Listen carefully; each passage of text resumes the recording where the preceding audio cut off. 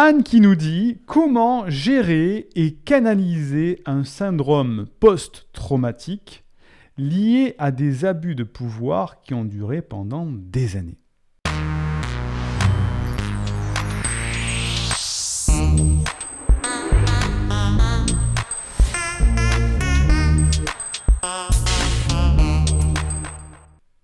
Alors, un syndrome post-traumatique, comme nous dit Anne, c'est le fait de mettre en place une réaction comportementale face à une stimulation. Dans le cas de Anne, elle a eu des abus de pouvoir qui ont duré pendant des années. Donc, je ne sais pas encore où se situe le syndrome post-traumatique, mais dès que Anne est confrontée à un abus de pouvoir ou à quelqu'un qui essaye de la forcer ou qui met la pression ou qui essaye qui a de l'emprise sur elle et qui donc se sert de son emprise, à chaque fois, Anne soit va se sentir mal, soit va se sentir désemparée, soit va se sentir attaquée et se met en colère. Bref, elle va avoir une réaction comportementale inadaptée par rapport à une situation normale. Ça, c'est le syndrome post-traumatique. Je donne un exemple plus clair par rapport à ça. Paul, je ne sais pas moi, traverse la route tous les jours pour aller à son travail. Il passe devant la cafétéria et puis il traverse un passage piéton. Et tous les jours, il traverse ce passage piéton, ça se passe bien. Et puis un jour, il va pour traverser au passage piéton. Puis d'un coup, quelqu'un passe devant lui, bam, se fait renverser par un camion. Carnage, la personne devant lui meurt. Syndrome post-traumatique. Pour cette personne, il va avoir peur de traverser au feu rouge. Et dès qu'il va se retrouver à une intersection, dès qu'il va se retrouver avec un bruit de camion, dès qu'il va se retrouver devant un feu rouge, il va avoir un stress, la peur qui monte. Syndrome post-traumatique face à une situation qui est à la base normale. Donc c'est une réaction disproportionnée par rapport à un événement normal. Anne qui nous dit comment gérer et canaliser ce syndrome post-traumatique face à des abus de pouvoir répétés pendant des années, parce que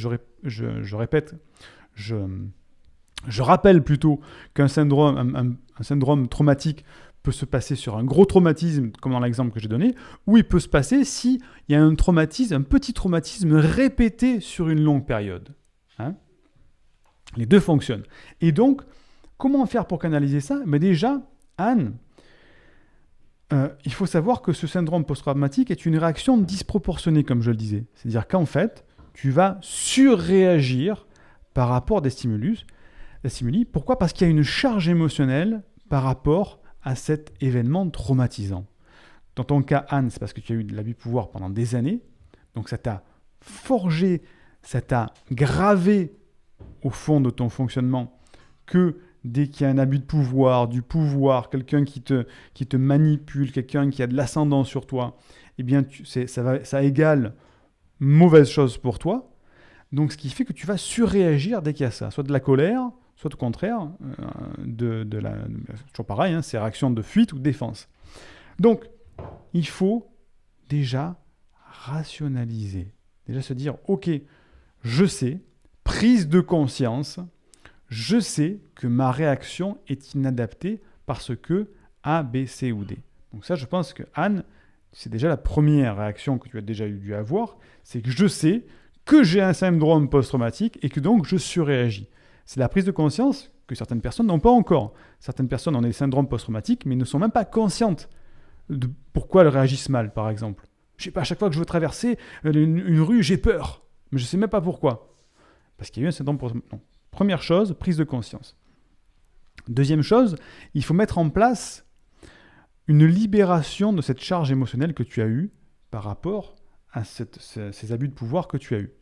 Et là, il faut passer soit par des exercices de PNL, de programmation neurolinguistique, soit par des exercices d'hypnose, qui vont te reformater ce mauvais formatage que tu as eu pendant des années. D'une personne qui abuse de son pouvoir. Elle t'a abusé, elle t'a abusé, elle t'a abusé, elle t'a abusé, elle t'a abusé. Et aujourd'hui, tout ce qui représente l'abus de pouvoir te fait avoir une réaction disproportionnée. Donc, ton disque dur est rayé. Il a pris le mauvais pli.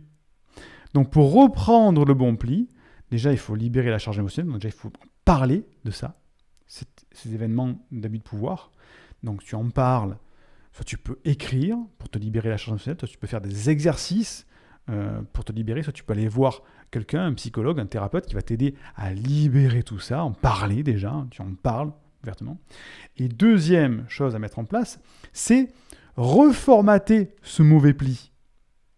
Et c'est donc faire de la visualisation, des exercices de PNL, où tu vas te retrouver dans le meilleur de toi-même, dans la même situation que celle que tu as eue pendant ces années d'abus de pouvoir, et en se disant, voilà, maintenant, c'est fini, je ne me suis pas laissé abuser, voilà comment j'ai réagi, voilà comme je me sens bien maintenant par rapport à ça, et c'est une sorte de reprogrammation, alors ça c'est pas comme ça, hein, mais c'est de la PNL, c'est des exercices à faire, dans lequel tu vas te visualiser et faire remonter toutes tes sensations, comme si tu y vivais, pour que ton cerveau soit en quelque sorte leurré.